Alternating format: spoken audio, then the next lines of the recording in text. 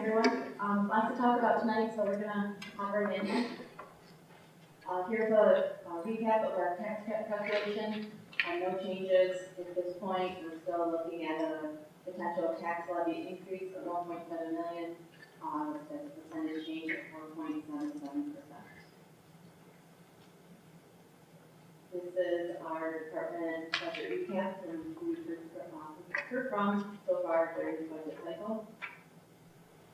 And based on what we've heard and the considerations that were presented so far, we're looking at a potential budget gap up through the March 8th presentation of $7.8 million.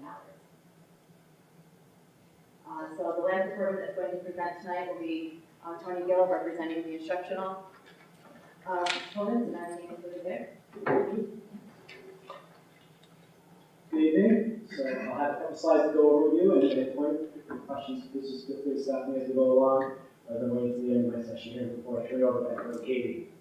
So first of all, in our overview, you'll see our total and a variety of items budgeted from this year to next year. Obviously, the salaries and salary-related items, we see some contractual increases, whether it be from regular contracts and their stipends, workshops, health payouts, sub rates, etc., all come through that first item. Our contractual include our building level, as well as our offices and our departments that are district-wide. Even includes our SRO pay and course reimbursement and other items. Okay. Conference item represents, if you make contractual, you see a reduction there. We had set, you allowed us to set aside money for a working with consultant last year in Elman Associates. We didn't really use, we want to use part of what we had set aside. And so that reduction is primarily because of that. We put that money in that line, and now it's primarily working on. So thank you for that opportunity to have her come along and help us along and move forward with that work. The conference line, also this shows building allocations as well as those from central office. You see an increase there as we do take pride in trying to provide professional learning experiences for our staff.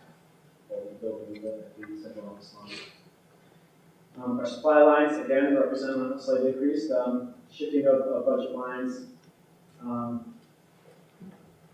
paper, graduation, increased the cost of certain items have led to that slight increase you see in the supply line. Equipment, we actually have seen a slight decrease, if I remember correctly, for instructional equipment across the board.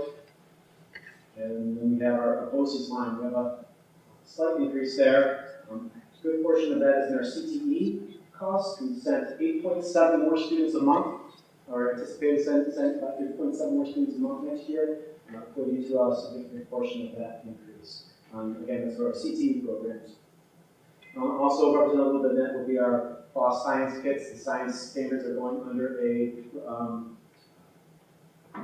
we're releasing our grade level science kits, and we're doing a couple at a time. So we saw a slight increase in that as they're reformatting those kits. Tuition, this number continues to go up. Some might recall that in the previous year prior to that, we had $154,000. They went to $213,000 now. We're projected for next year at $338,000. This represents the Finn Academy and the increasing rate of 25 students. We're up to 25 students. And there's considerations. I don't know if we had solidified that they're going into 6th grade at some point, but we haven't heard of that. So that number has increased in the number of students that have chosen to go to that school. And that's what that represents. And then the textbook is just our allocation of the state for people. Just to clarify, the tuition line, you're saying that's solely the Finn Academy tuition, or is that plus anything else? It's solely Finn Academy. The bulk of it is Finn Academy. We do put money aside for other charter schools in the area. There's one of them in Ithaca that we often have. But the vast bulk of it is. But the bulk of it is Newbury. Can you say again how many students that? 25 students, and the rate went up 3%. Currently at $11,524 a student. And that's a rate set by the state. Thank you. So what we'll do on the next slide is we'll go through that particular salary line. Or explain what those increases will look like. This just separates out all those individual items and the increases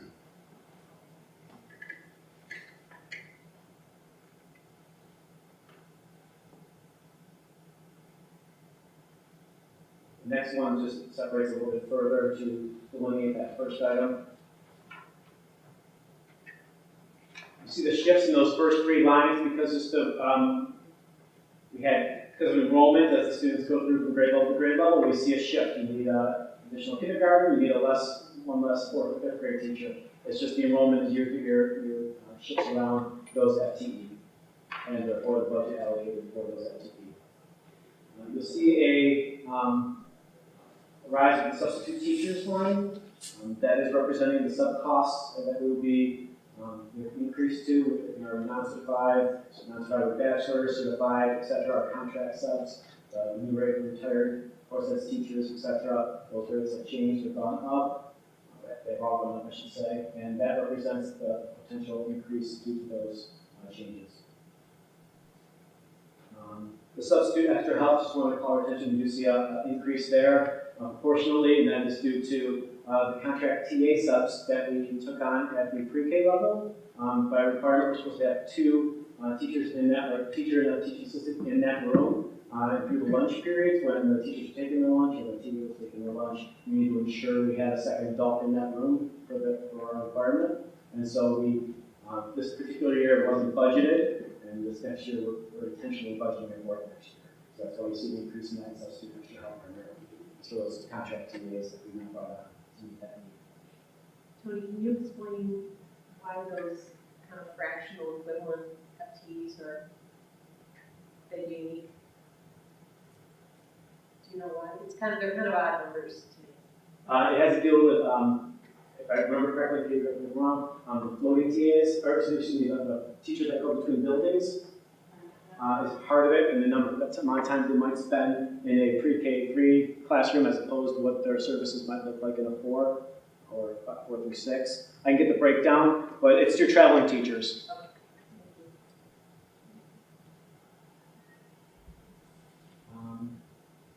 And that no substantial increases to those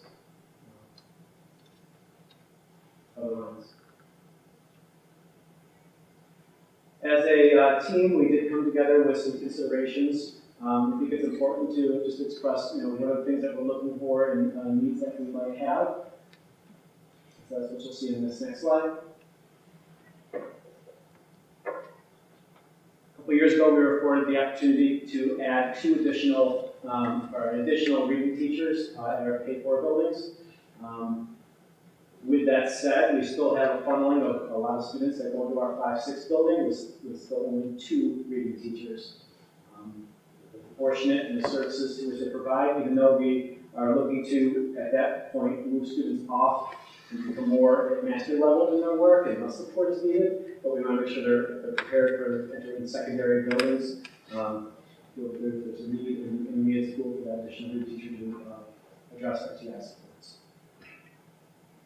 The frontline CoStar is a little bit nebulous to explain. The best way to put it is that it's there. It's a student data warehouse. It's available through a BOCES CoStar. It's just standardized process across the district of how we use and get access and manipulate student data. If you can imagine our 5th grade teachers getting, or our 5th grade RTI teachers getting in from 4 different buildings, what might not be the same information or information organized differently, and trying to identify students that need intervention services. It can become difficult. What this program basically is a warehousing of that student information in a centralized area so that it's effective and efficient to manipulate, to create, and form RTI groups. Again, to work towards not only the immediate determination but ongoing and continued support addressing those student needs. Currently, we prescribe to a frontline product when it comes to our Medicaid and our IAP direct, and this is a single product. The middle school laser engraver is just simply to replace an ancient item. We had allocated a couple of years ago, we had the benefit of putting extra money in our technology lines for equipment. If the drill press goes bad or other pieces of equipment, they're expensive pieces. This one exceeds the amount that they're allocated as a department, so it was put out as a separate request at some point. We might look to have that item replaced in the middle school. The current item does work, and maybe Ronald's here to help me out. It does take some time for it to be used, and the software might be becoming antiquated, if I remember correctly. The loaner instruments was an idea that help the students who cannot afford to buy an instrument, when they want to learn an instrument. This is the high-end cost. I've been working with Colin behind me about a variety of different ways we can approach this. This is the grand one sum do it all. Let's buy a bunch of introductory instruments to support the music program and have loaner instruments. There are other conversations we've had that would scale that over a couple of years at much reduced price, or simply look to a couple $1,000 increase. It's a very quick decline to encourage students to be able to loan instruments out as other schools do to encourage our music students.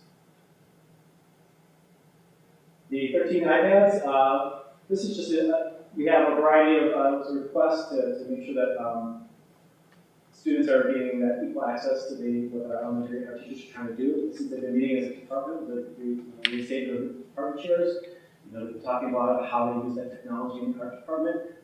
Some buildings have more access than others, and this is just right sizing and also needs some programmatic thoughts and process. There have been conversation with Greg Moore and myself and others about can we fold some of this cost in the current budget and find a spot for it currently and make it part of our cycle of technology purchase rather than being a budget add. And the last is elementary behavioral intervention support. This again, like similar to the loaner instruments, is a higher end cost. This looks at a variety of different ways. Basically, again, it's similar to the reading teachers that we had the opportunity to add a couple of years ago, which addressed academic RTI. There's a thought that perhaps having that intervention available for the behavioral needs of our students and support students, parents, staff, and administrators, and addressing the behavioral needs, whether looking at PBIS or other programs. This highest end been from assistant principals, dean of students, academic interventionists, guidance counselor, social worker, and a whole myriad of options that we would look at to address specifically behavioral topics in our elementary schools.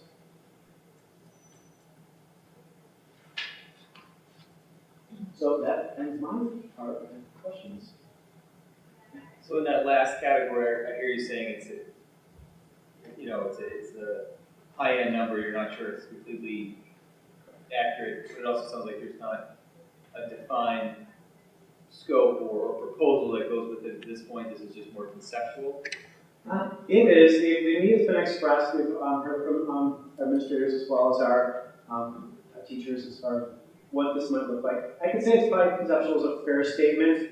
We want to approach it right and given the budget season. I'm not going to lie to you. We want to make sure that if it's doable, what does it look like, and how can we make it happen if it's even, again, possible given what Katie's going to get into next. But definitely conceptual. I guess I just trying. I was sort of answering my question before I asked what I was wondering. I was going to ask what is this comprised of? Correct. And it It sounds could like be you don't 4 really DINA know. students.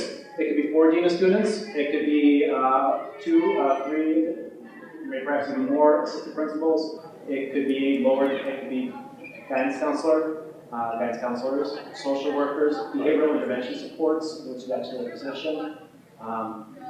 So, like I said, there's a lot of variety, but this would represent the highest end of 4 DINA students, I believe. Okay, thank you.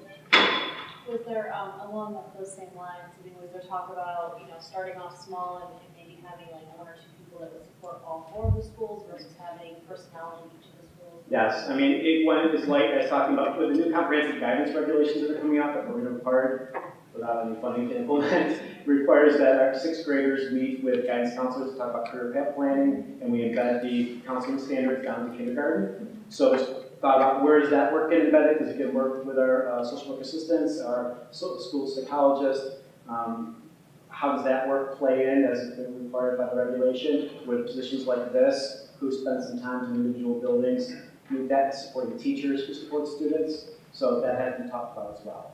Again, that just represents the highest end.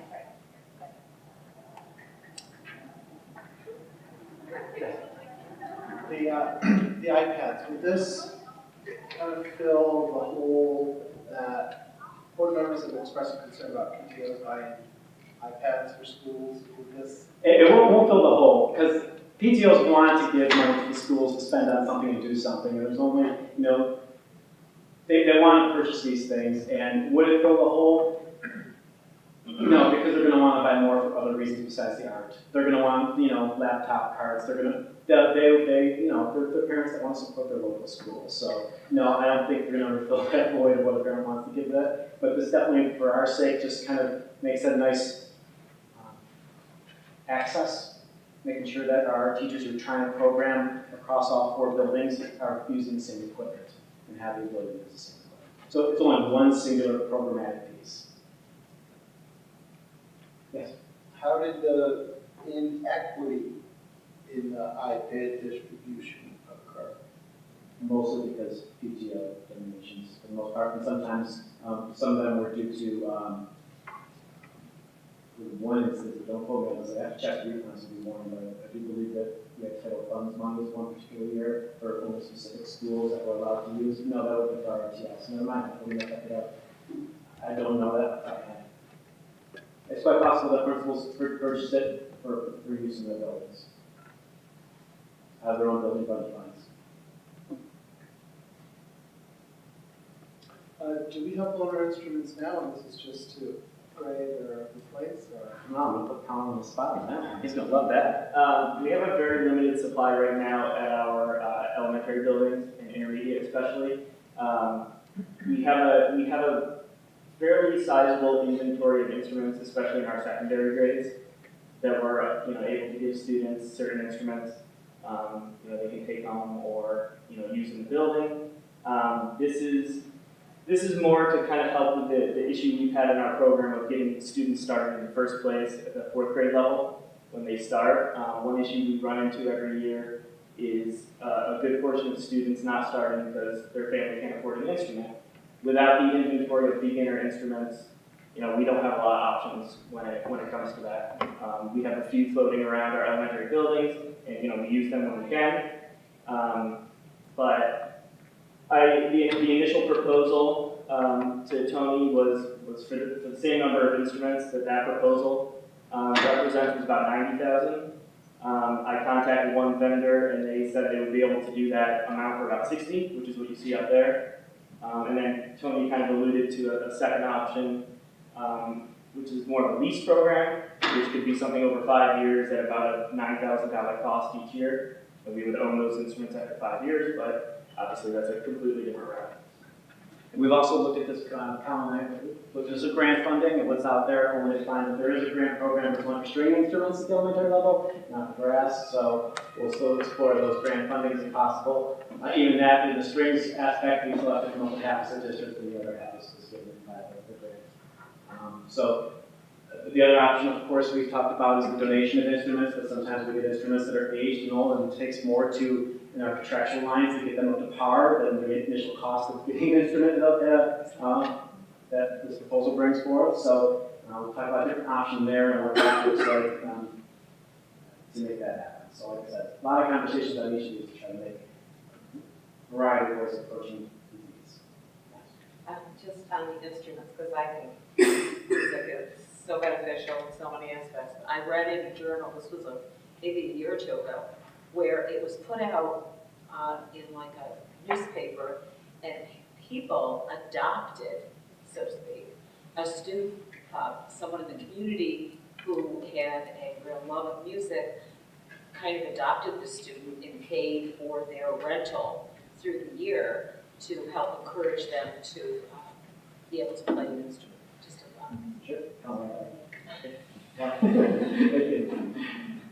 Just a follow-up question on the intermediate school reading teachers. Yes. To clarify, I think you said there are 2 reading teachers at the intermediate school now. Correct. And so the intent would be to add a 3rd basically to meet the need, or is this someone who would be doing something different than what the 2 current teachers are doing, performing some, additional intervention service or something kind of beyond what we're able to do now? Or is it just basically meeting a larger? I'm going to have Mike talk in a moment.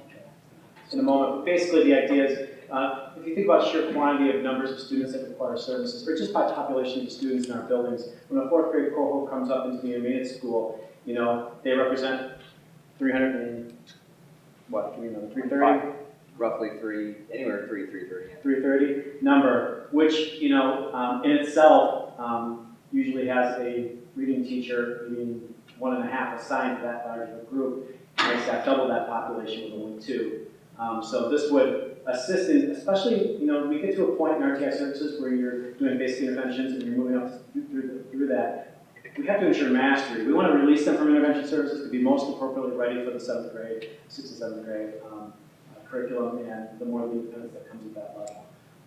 So the feeling is that this will allow going to that last level of mastery, which is make sure they're on par with their college superiors. The only thing I'll add is, the main charge of once it gets to our level, we call them AIS, academic intervention, where it's RTI in the elementary school. The main charge of these teachers is to service the most needy students in the school. So basically, we take the resources that we have right now and we service the lowest population, those that are the most underperforming at each grade level. The goal being that we want at least 80% of our students to be on grade level, and of course there are some that are just below and some that are even more far below.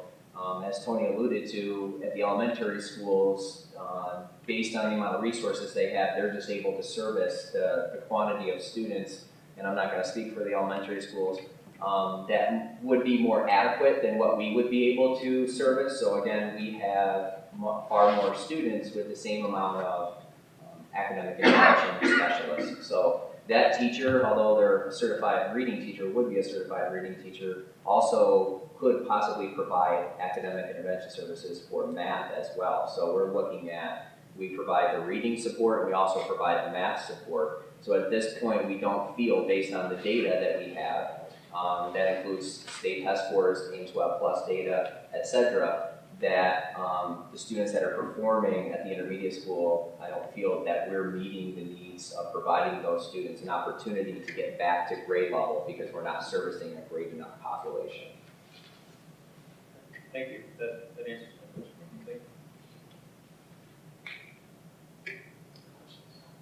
I think it would be great because so often the very low students are serviced. Then you have that next little level that are kind of borderline. And if they don't get that extra support that they need, they tend to lose more than they gain. And it would be nice to get that little access to be able to boost those kids up too. And Ron, and Aaron, this one has to appreciate that as well. Yes, we will.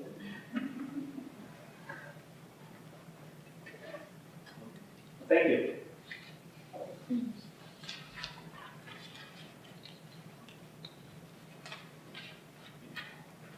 So as we've done in prior presentations, we take all those considerations and we tie them to our total expenditures to see what the impact is on the budget. So here we've added the total instructional considerations we just spoke of, roughly $495,000. There's one additional item listed here that was not part of this presentation, but we are looking at a potential addition of a grade 6 teacher. We met and started reviewing enrollment numbers, infection projections, the numbers right now are looking like we're going to have an extra section in 6th grade that we're going to have to get a teacher for. And then based on our conversation last week about the bus attendance, we've adjusted out the 1.8 for the 55 attendance and put an adjustment in for 56,002 floating bus monitors that can be placed depending on where the problems are. So with those adjustments, we have total expenditures at this point of $78.8 million against revenues at this time of $72 million, which leaves a budget gap of $6.7 million. So part of our budget process each year, when we ask administration to submit their budget considerations requests, is we meet again later in the process and review what everyone has submitted, hear everyone's reasoning and logic behind it, and then we collectively go through that list and pick out the ones that we feel will be most beneficial at the time, based on what the budget may or may not be able to do. So our admin council met recently, and these are the items from the priorities you've heard about through the budget process that the admin council has picked out as being the more high priority items that we've identified this year. We also did a prioritization, so everyone ranked them 1 to 9. We compiled those data, and this was the collective ranking the admin council came up with as far as priorities. So those candidates came first. Obviously, you can read the list. All important. We like to do them all, but this is the priority list that came through that process.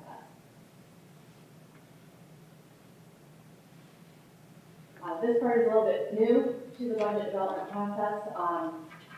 Megan Collins kind of got the band together for the stipend committee. They haven't met in a very long time, so the process was opened back up that stipend holders could submit for increases in their current stipends. People could submit for restatements or new stipends that they felt were important. This committee spent countless hours going through all the applications that were submitted, trying to analyze, what's the best use of our money if we can make some of these changes. There's a lot to do, so where to begin kind of thing. So these are the recommendations that came out of the stipend committee. They're looking at a few reinstatements, 9 increases, and 6 new stipends. These are in no particular order. Just really share information of what this committee has been looking at.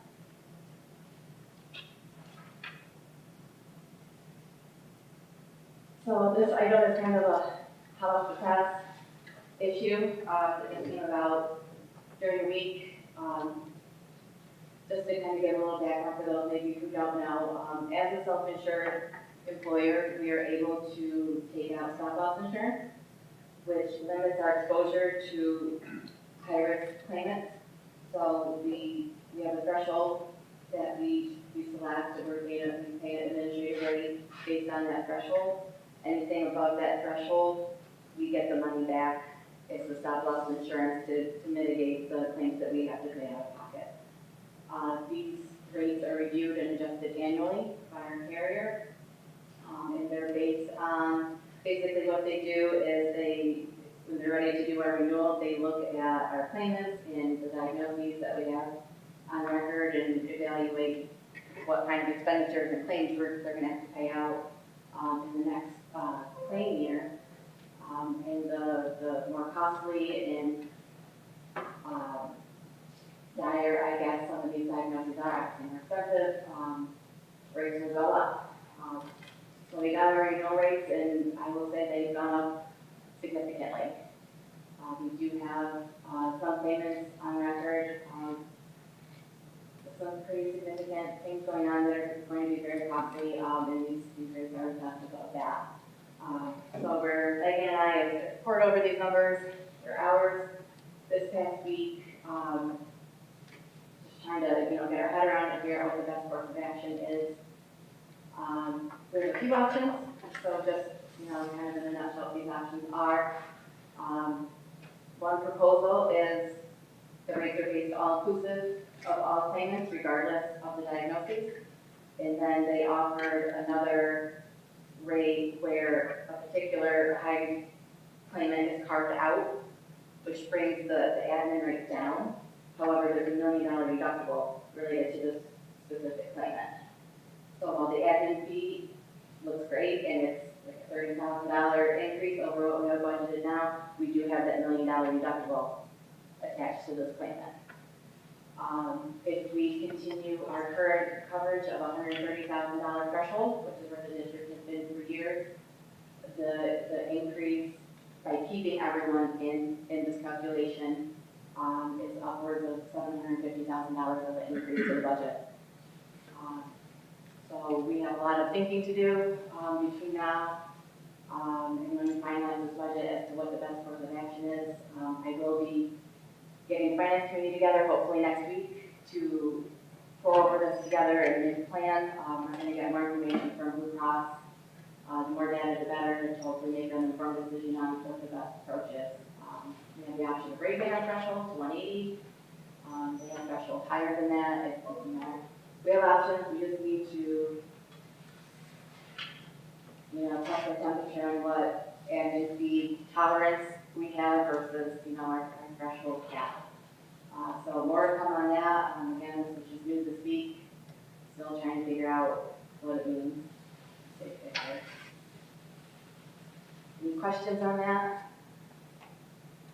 Have you got a quote for like raising your stop loss to 180 yet, to see what that? Yeah, we have rates for 130, 180, maybe 225.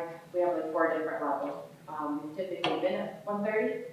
We're definitely going to explore what a higher threshold would look like. We've requested information from Blue Cross of the high claimants and what we've paid out on them to see, maybe 180 would fit us better depending on where they fell as far as payouts. So we won't really know for sure until we have all the information, but we're looking at a threshold change. So you don't know the budget impact of that just yet, because you pick up that $50,000 difference. So if we did, if we did a $180,000 threshold, everyone included, I believe the increase to the budget would be around 400,000. So kind of the middle of the road option. Gamble with the one with the $1 million deductible that you just don't know. And you having a crystal ball of what this particular claimant may incur in the future year. Is there still a laser then on the $1 million one? So they have all the thresholds with the laser option, and then we have all the thresholds with everyone included. The $30,000 increase that I mentioned is the laser option. So it's a $30,000 admin fee increase, but then we have a $1 million deductible on that one claimant. That's at the 130 level. 130. So is there, and there's a 180 with and without a laser? There's options for both, Yeah. for all What thresholds. was the $400,000 one? $180,000 threshold, all included. No laser. No. The laser obviously is less, but you still have that deductible. Yeah. Any questions on this? If you were to go for that $1 million deductible option, from a budget perspective, would you have to somehow account for the risk of that? And that you basically have to have an extra $1 million in the budget just in case? Right, because you just don't know. It could be a relatively quiet year, or it could be, and that's the thing, and so they lower the rate thinking it's a positive, but it's really $1 million. Doesn't help us. if we And that's use up the where budget. we've been comparing numbers, that it really just doesn't make sense to go that route, because assuming we need that for exposure of $1 million, it's standard budget more, and keep everything in. Any other questions? So, folks that are on the finance committee, we'll plan on getting together early next week, hopefully, and talking about this again at the April 5th meeting.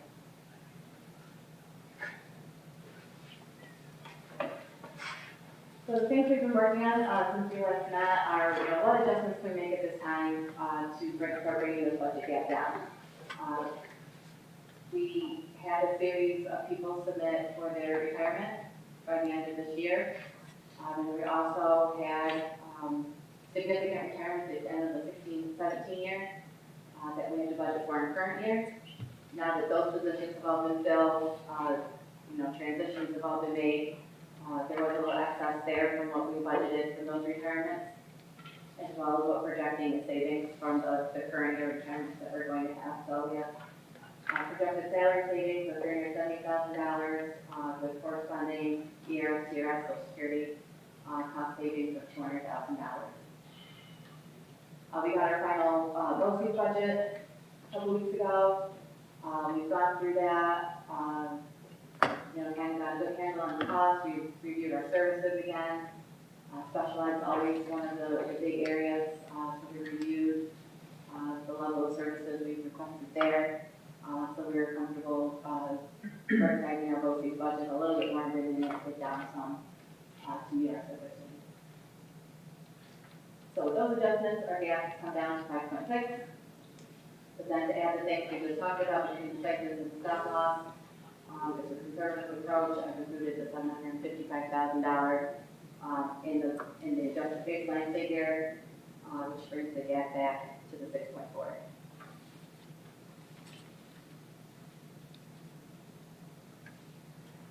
So now we're continuing to look at these tools that we have. still hopeful for maybe a state aid budget next week.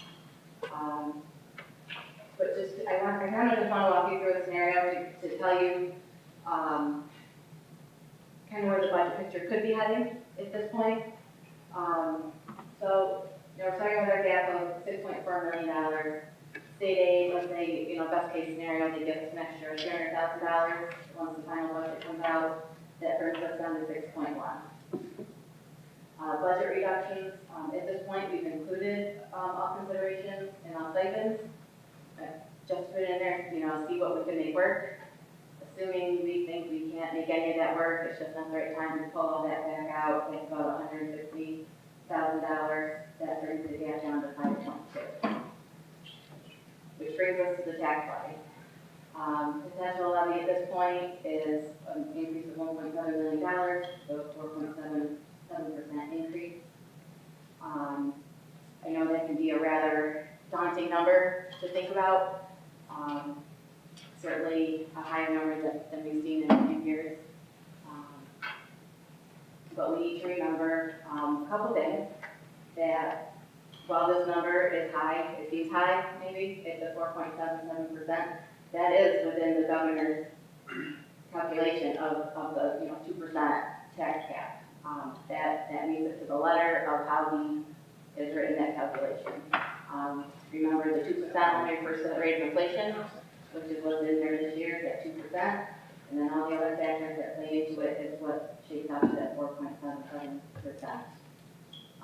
The other thing to think about when we're grappling with that figure is there's two components when we're thinking about taxes. There's the tax levy and then there's the actual tax rate. The tax levy is how we support our spending plan. It's the calculation, the governor says we have to do. We go through the variations and it spits out the number that we're allowed to do, right? And that's how we support the spending within our district. Conversely, there's the tax rate, which is what impacts our taxpayers. It's the distribution of that levy. Portsmouth has been fortunate enough to continue to see assessment growth. So as our levy has grown over the years, our rate is actually staying consistent and has dropped over several years. So while we're seeing that 4.7% increase in the levy, very unlikely that's going to be the corresponding rate change in our tax rate. We've been fortunate last year, our rates actually decreased because of our growth. And we know with everything going on in our area, there continues to be growth. So we're optimistic that's going to continue to be the case. So we'll have more conversation about the tax calculation tonight and, kind of where you're thinking, but we will need a decision soon at the April 5th meeting of what the board wants to do.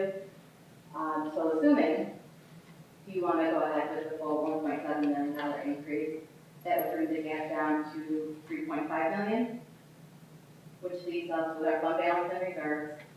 We all know we've been trying to gradually continue to get off of that. It's been, status quo for the last couple of years. So assuming we continue to use that same 2.8 that has been in the budget, that brings the gap down to around $600,000, still left to be reckoned with in some form or fashion. Basically meaning we'd have to go back to the budget and see what other adjustments we can make there. If the board decides, that 4.7% is just more than we're comfortable doing, that just increases the gap and it changes the decisions that will have to be made. Any questions on that thought process? You say that you removed all the considerations in that scenario? Yes. But I think I heard a number of like $100-something thousand. I said 800? Oh, Yes, yeah.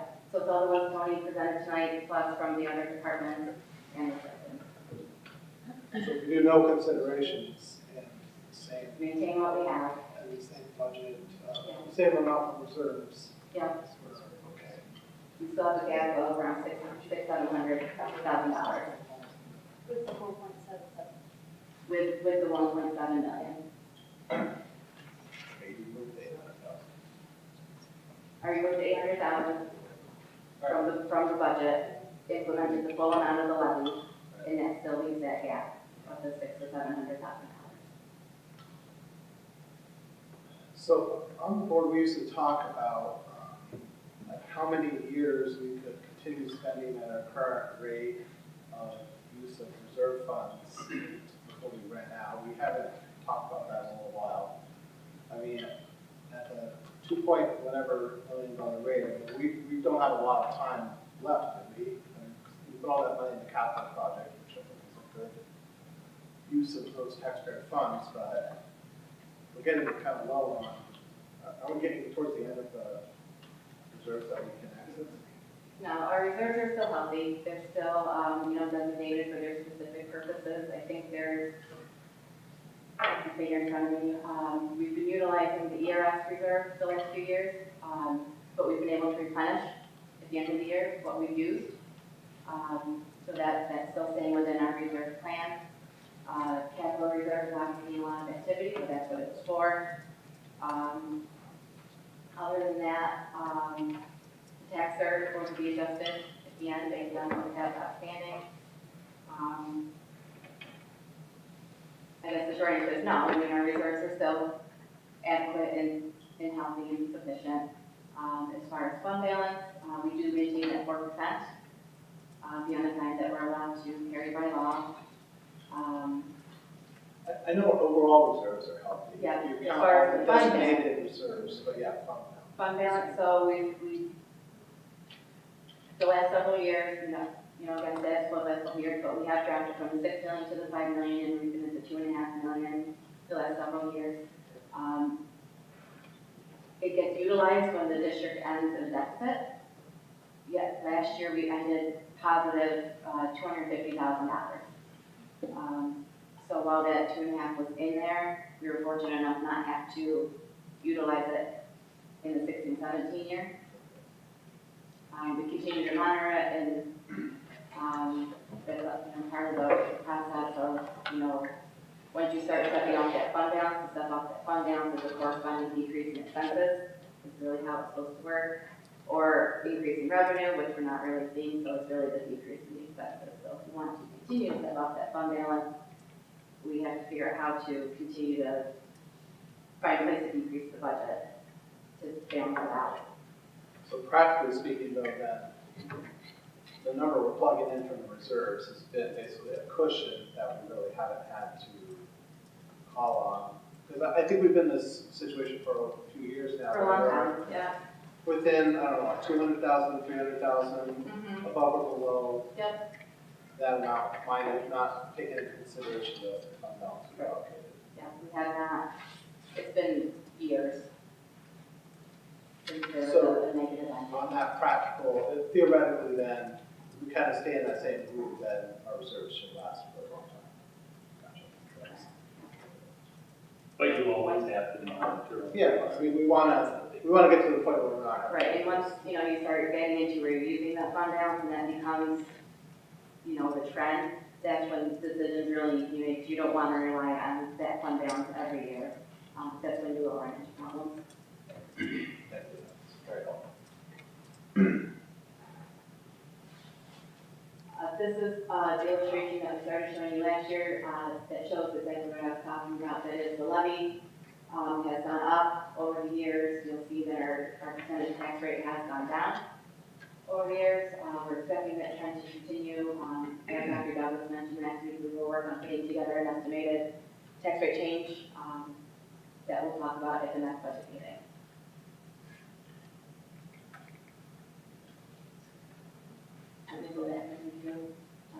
Yeah, we need to talk to you a little bit with considerations and so forth, but this is the time for just general overall questions. Some of the things that we need guidance from the board as we start to develop, because now the budget has been put forth.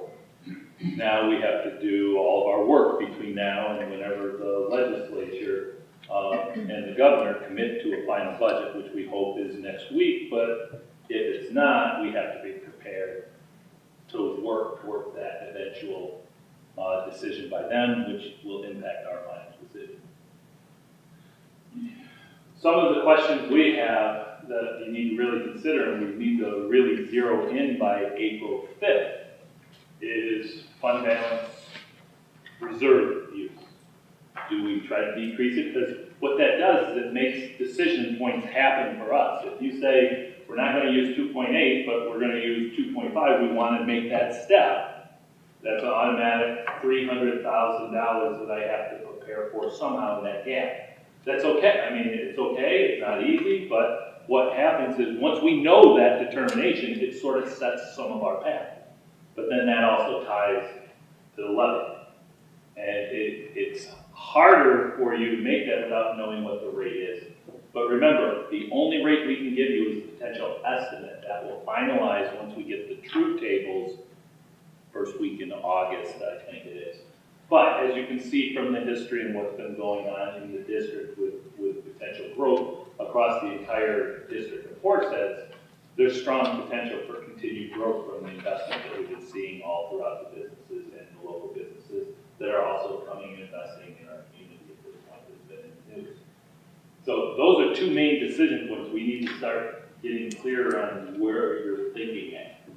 Because if that levy, if you're thinking, no, we need to be down lower, we need to know sort of the realm because we've got to start developing the potential list of reductions. As you saw some of the reductions tonight, those were the easy ones. Now we start getting into programmatic, supplies, administration, teaching staff, and so forth, because no matter what, we can't close it just by taking low-hanging fruit in all of our one side of the equation. It is going to have to be across the smattering of our options that we have within the whole educational organization. So the administration has already been challenged to say what are some things that maybe we could work on. We're looking as well, but we need to have that discussion where you think you're leaning when you hear the tax levy versus tax rate and that fund balance and reserve discussion.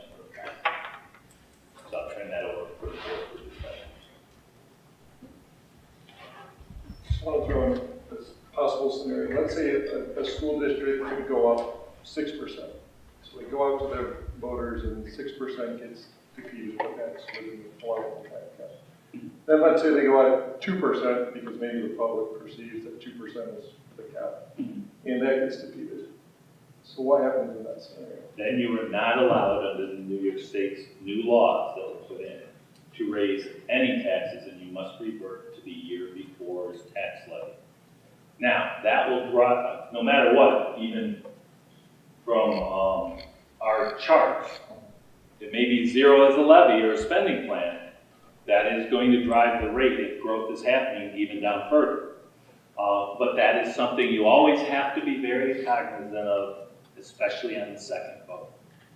The big thing is how we communicate it and make sure people understand what the impact is. But that's a great question, because that was the change from this type of budget calculation from the days of yesteryear when contingency meant there was a set rate you could go up. Now contingency means there is no increase. It will have impacts on our budget because under that type of a contingent budget plan, we cannot purchase equipment, so that entire equipment line goes out. In addition, nobody can use the school facilities. We can't rent them, it's done. So those are some pressure points that are still in there. That's the hard part about that. You've got to be very cautious. You basically get two chances.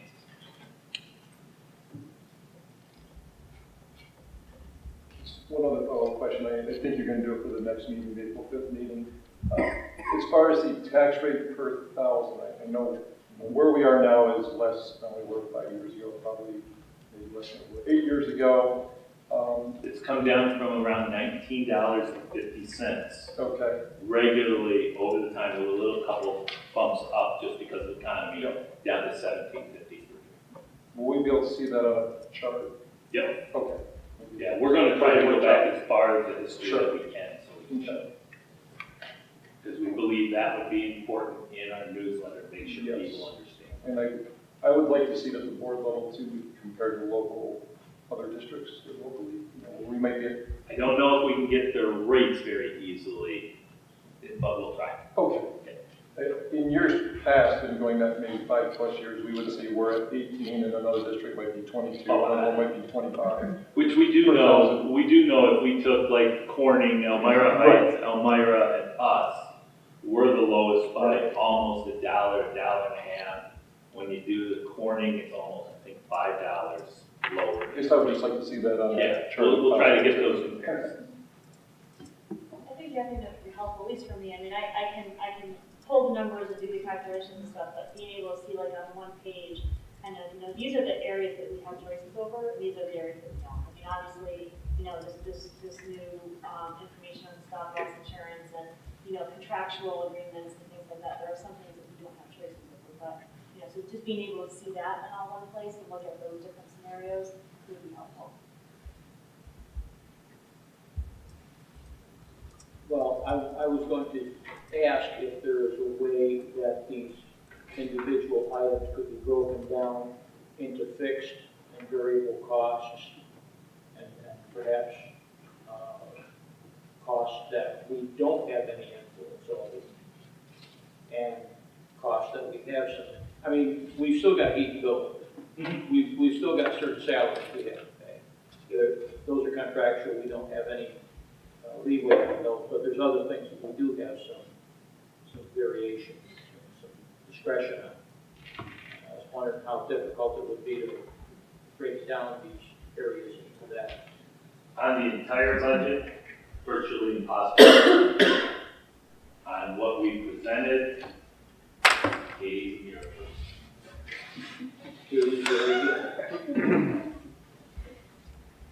I think, just a comment, and I think, the population doesn't necessarily fully understand, they're gonna see the 4.77 and not necessarily realize that, that could still be a very minimal rate change, and I don't know how we do a better job of communicating that, because, I know just in previous years, it's all just focused on that percentage, and then people run out, oh my God, it's gonna be a 4% tax increase.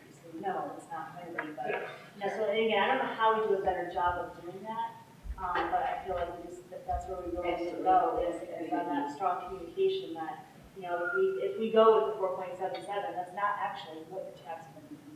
and I think that's an important piece. Just like with our capital project or anything we do, if we have to invest additional monetary resources in our communication device out to make sure that is one of the focus. You can look from this and we can clean it up and put the rate in. But notice in 2011 and 12, you had 4.95% tax levy in it. But the rate was 2.6.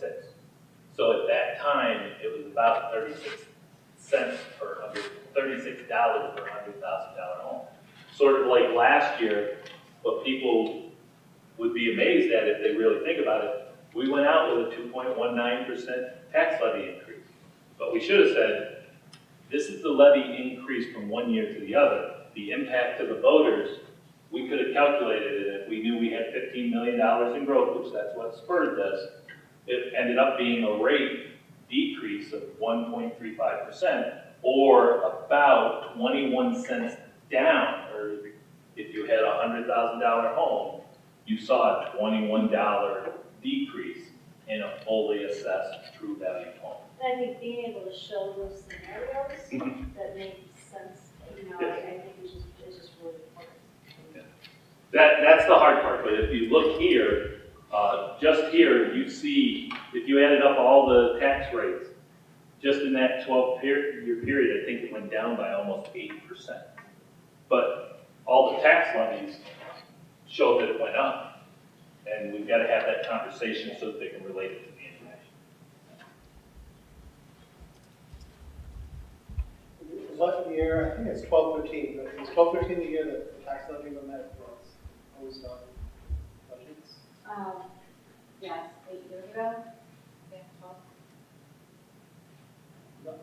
Just, I looked it up quickly, it's not crystal clear, but it seems.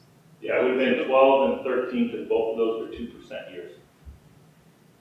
They had the full CPI, and then after that, the CPI started going down, and it hit the lowest point in 16, 17.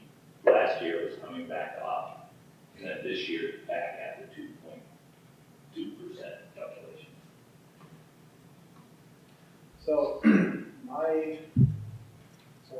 concern about inflation and that it might get out of hand. And even if it does, we're fighting it. We're going uphill with the tax levy limit calculation. Because so let's say inflation goes to 4%, 5%, something like that. 2% is the cap. That's all we can put in. That's all that we're accredited. So even if all of our other costs are going up by 3-4%, that will only allow us that. My worry is that if we don't go the full allowable rate for a majority vote, that we're already sort of restricted in how we can raise funds as it is now. The aid increases from the state have not, they've been okay. I mean, we're grateful for any increases our local legislators can get us. But they're not keeping, I mean, percentage-wise, they're not keeping up with our costs, which are also, generally in line with the tax levy limit, but, So I feel like it would be, put us in a more difficult position, especially because we're using reserve funds, or at least allocating reserve funds as it is, to forego the total amount, especially with the impact when the tax rate is ultimately calculated, it's usually pretty positive for our taxpayers. So I guess I'm in favor of going for the 4.77% increase. On the considerations, I guess I would want to look closely at those. I'm interested in talking more about the administrative recommendations. Because the scenario we presented didn't have any of those in there, and we maybe, I think we need to talk more about what we can include in there. I was just going to say that, the chart's great, we all understand it because we live it, but it's going to be a vocabulary issue, and I think your explanation was excellent, and I think you should write that explanation into the newsletter so people understand it, and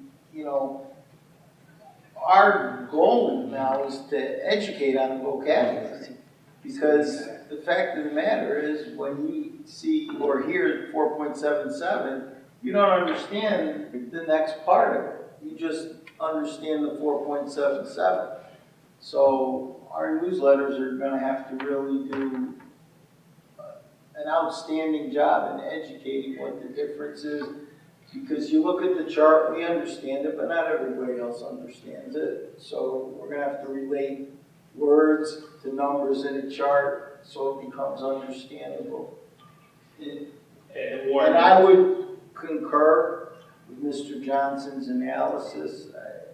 If we forego the money, we forego it forever. And that's a big problem, I think. And Warren, you're so right about the discussion point, because remember, not every district has the fortunate opportunity what Horseheads has with its growth. The reason why most people talk levy in a lot of other districts, and that's always been the historical point, is because if their area wasn't growing, what happens to the rate? It goes the other way. So which number would you pick?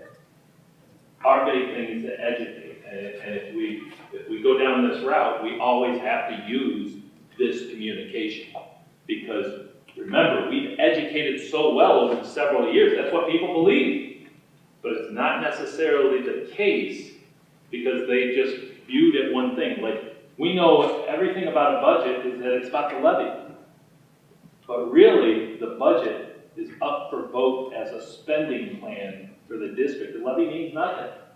You're saying we agree to spend this much, and it will impact us somewhere along our tax rate. But we focused on that because a lot of times we're not growing in the district and we're raising the rates. This district is very unique to surrounding areas. So I think Doug explained well the concern around inflation. inflation, which I agree with.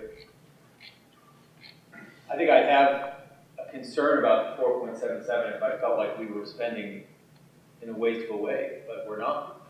I mean, when you look back at the year-over-year percentage increases in the department budgets, most of them are 2% or less. And they're contractually driven. You know, we don't have a choice. And so what we're talking about is what we need to do to just maintain the current standard of the education that folks in the community expect. And it's a dire situation. And so, you know, in terms of feedback, you also mentioned the fund balance reserve. I would not step it down. If anything, I see if maybe it's a year when we have to use a little more because we have this unexpected stop loss issue. It would be $500,000. And thankfully, from the dialogue earlier, we've been able to manage that usage in a way that hasn't depleted our reserves to a point where we're, you know, being financially risky. But I think it's unfortunately a difficult situation.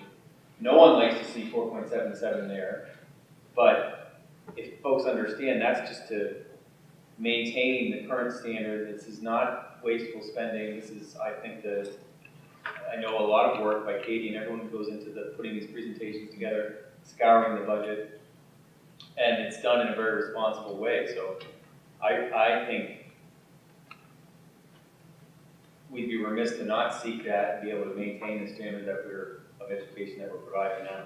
And I think I'd like to still have dialogue about some of the considerations because I think they're compelling in their own right. And we'll get right to Pam. I'm hoping, you know, we're only as good as our work and our dialogue, and that's a big thing. We have to make sure that in my time here, in the board's time here, is that when we say something to the community, they know that you've done your due diligence, we've done ours. That as you look at that question mark next to the 4.77, I'm hoping just like last year, even though we went out at 2.21, we had the same discussion in a way at 2.21. But just imagine how you would have thought about that 2.9 if you knew it was going to be a negative number. I'm hoping that maybe we had even more growth there, that it might drive that 4.77 down to potentially a 0 or negative number. That builds our gratis with the community to understand when we say something, we're trying to lead them in the right direction. That, I think, is your commitment. That's why you were elected, and that's why we're trying to do the best job we can on behalf of the staff, the students, and the community for you. Okay. So I don't disagree with anything that's said previously. What I'm going to say is probably intuitively obvious, but communication is going to be critical because we can't have a 50-page newsletter. Right? So we have to be very mindful and choiceful in terms of what we're trying to say and how we say it. And the other piece that I've also said before is we just went out to the community for a pretty big financial commitment for the facilities piece, right? So that story in and of itself, we did incredible amounts of communication and we're probably pretty clear, but to Mr. Conklin's point exactly, people are going to have in their head that I just committed to how much money over how many years, X%, and now you're asking me for this. And so I think we're going to, again, just have to be very purposeful in how we put this story together to get the end result that we need. Because I do think, you know, we've all talked about it, it's a compounding effect. You know, if we decide to go in with something less, it only hurts us in future years. So we really do have to go out and continue the fiscal stewardship that we've demonstrated over the years, that we make choices and we're mindful in how we spend the taxpayers and the state's money. And we just have to continue to be vigilant. And I think some of the discussions tonight help us get started on that messaging now. Because the more time we have, the more we can have time for everybody to vet it. It's when we start getting down towards the 19th, we've got to get to printing. That's the hard part. So the more we know where to start from, especially on this, as well as the reserves, if there's some latitude there, that helps us to prepare. And then, honestly, I will tell you, I look right at Heather Gillette right now because she's going to kill me. But we have a collaboration in here with all of our collective bargaining units, but The teaching unit is one of our biggest, and they're one of our biggest ways of communicating in this district. We're gonna need everybody to pull together, because this is our livelihood, and I know they've always said they would be there for the district. I think our working relationship has been there. They helped out with the capital project, they've helped out in the past. No different than the administration, the support staff, that we would rely on them to be a key partner in making sure that this is the best direction for the district. Right ahead. Sorry to put you on the spot. Sorry, it's a good spot to be. I would also be in favor of the 477 at this point. I think Doug brought a lot of great points.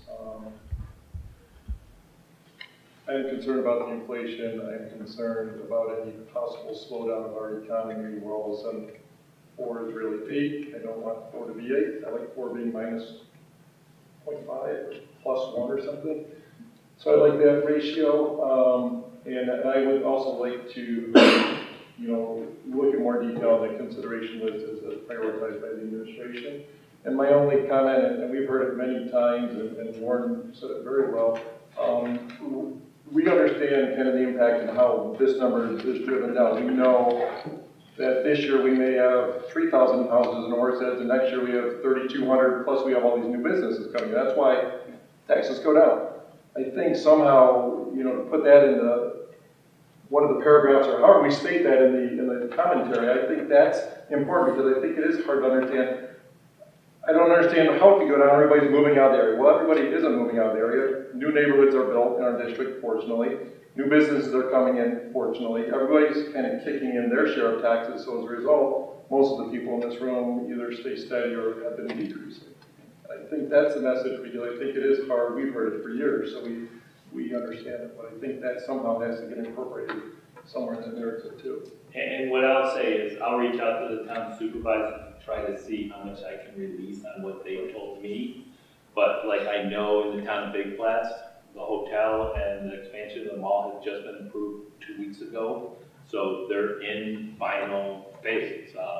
I know, we have a big thank you to Corning Inc. Even though they're not right here, they're making a significant investment. I don't know the timeline, but from what I've told, over the next 3 years, they fortunately have a little opportunity to move faster than we can.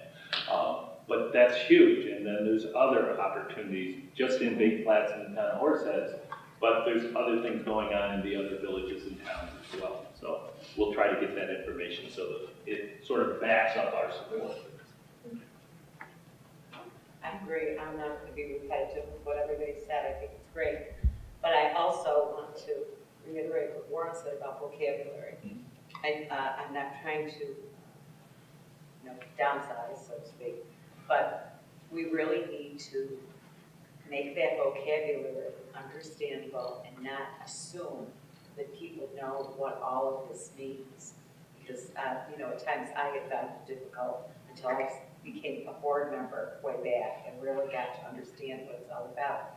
So I think that vocabulary that will be used to put out this information, we really need to be cautious that it is going to be understandable by the public. I want to make sure everybody. All set? Everybody? Doug? Another thing I just wanted to say quickly is, I think our budget was last year, 2.19, was supported at something like close to 80% clip or something like that. 78. So I think the healthy majority will still support the 4.77, especially if we explain it well and what we're doing and the history behind this as well. So it may not be 78% or whatever, but I still think the vast majority of residents will support it. And I think our exit polling, as we develop our exit polling, that will help us along with some of your comments about understanding, we need to ask some questions to understand what our populace needs to know or where they have some misses. Do they understand what actually it is? To get some of the basic terms. We know from last year's polling, about 70 to 85% of them get all their information primarily from our budget newsletter. So that's where everybody, both of our largest elections have said they get it from there, or district mailing, or some online. So we've got to try to make sure we maximize that like everything. Anything else? What about fund balance reserves? I heard like Mr. Christmas mentioned if we had to, are you fixed at the 2.8 or lower? Look at, if we, because I thought it was 400,000, Katie said 200, I said I'm off. And I know other people said it's higher, but if we knew we had that room, essentially we want to try at least for this year, maybe to try to balance out at a 0. Because that way we can replenish, but we also used all of our money and resources to meet this budget. If we had to do that, like using last year's numbers, say we were under by 200,000, we could have probably gone to 3 million. So that basically instead of 2.8, we went to 3, and we would have ended up at the end of the year at 0. I doubt it. So if you give us that latitude, we'll try to put together the best picture to stay as much as possible educationally and operationally strong across the district, and then have those conversations about other considerations. So I'm open to looking at scenarios. My concern is, some years ago, we were above the state threshold of 4%, right? If I understand, and we were healthfully above that 4% threshold, and we were, while we were called out for it, let's say, we were lucky enough to have access to those funds and do what we needed to do. Right now, we're where, at 4%? We're at our 4%, right? Yeah. So, and I don't, we have not significantly, other than the capital, which is really through moving money around, been able to generate funds to replenish reserves. Correct? We've more been spending down. No, you actually haven't been using the reserve, or if I speak correctly, can you jump in? We've been utilizing them, and this was going on even before. You have that amount, but because you'd ended the year in the black, you never utilized them. Since I've been here, I don't believe we've ever utilized them. We've actually started coming down closer and closer to getting to the point where we may have to utilize them, but we have not hit there yet. So like my first year, we ended the year, we had like 3.2, but you had to pay off a loan that you were doing for the smart bond. The second year, we ended like 1.2 million over with the 2.8, about 4 million. The 2.8 replenished itself, the 1.2 went into reserves. This past year, I thought we ended around 400,000. Katie knows the numbers better than I do. We ended 200, but we still put 2.8 back into the picture. We never used it.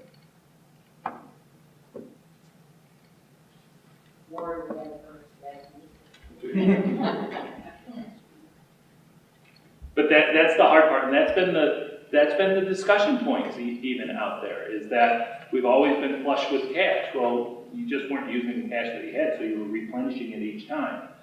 The problem is if you use it, you lose it.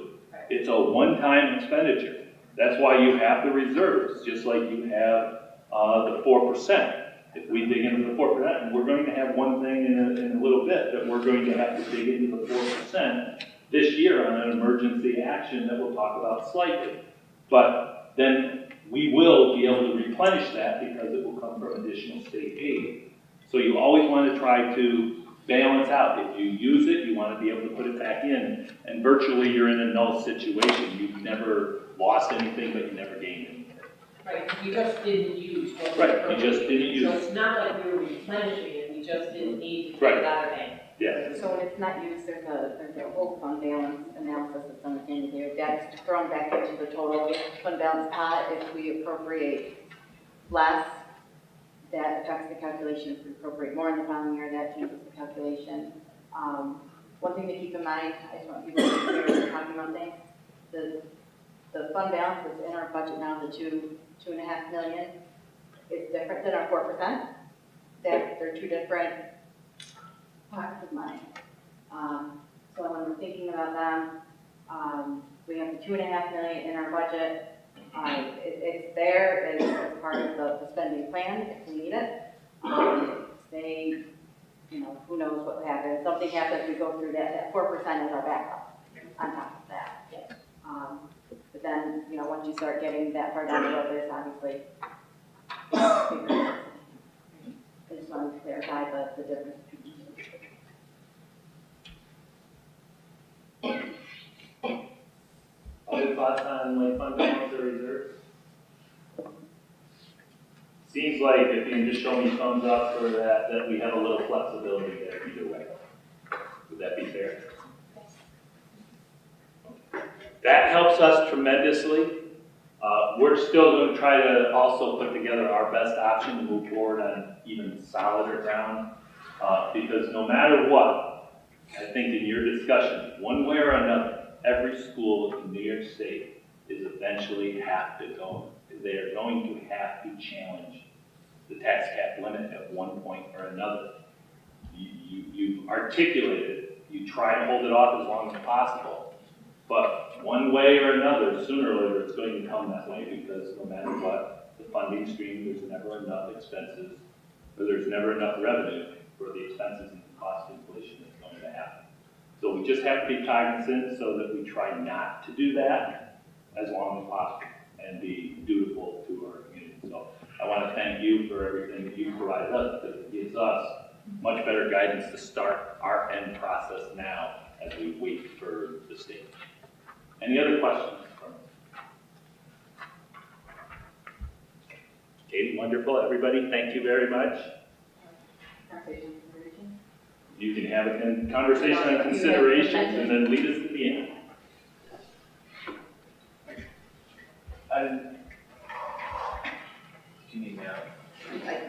When I said it, I just meant as we sort of look at the next time we meet and we talk about different options and you know, variables. If there's something you want to talk about now that you feel very strongly about, that we should think about as we're building the budget, guidance again would be helpful as well.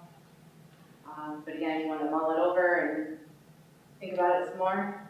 Why don't we give them till the next time? That way we can better get detail with each consideration as well, and also have them have the opportunity to sort of think about it and pose their thoughts. And it gives the stakeholder time. Just to wrap up, our legal notice is on the agenda tonight for approval. We have a budget bus proposition and the three board of education meetings. Hi. On the bus proposition, I know it's on the agenda, but I'll ask it here. Sure.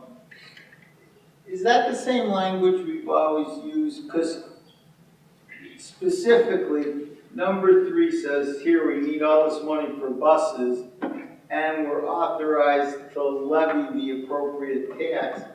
And maybe it's the first time I ever really read it carefully, but it seems as if that tax is specific to the bus, and we're voting on raising taxes on the budget, and then we're voting on raising taxes on the bus. Now, I know that's not the way it works, but the wording makes it seem as if it's a specific tax in addition. Right, so that's the standard language that's in there every year. It's basically saying you're allowed to borrow for the purchase of these buses, and you're allowed to levy taxes in order to pay for that debt. So our debt payments each year, we can levy taxes and such to pay for that debt, which is part of the calculation. Is that?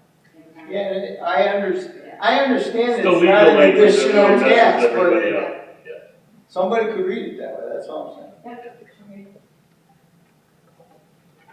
Future meetings, just one thing to point out on these future meetings, depending on the timing of the state budget, and how much time we have left to finalize this budget, we may have to have an additional meeting,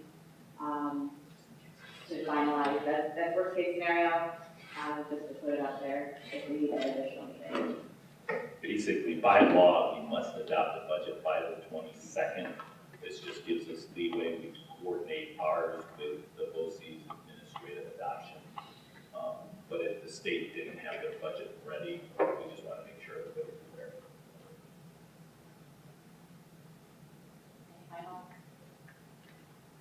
Thank you. Thank you.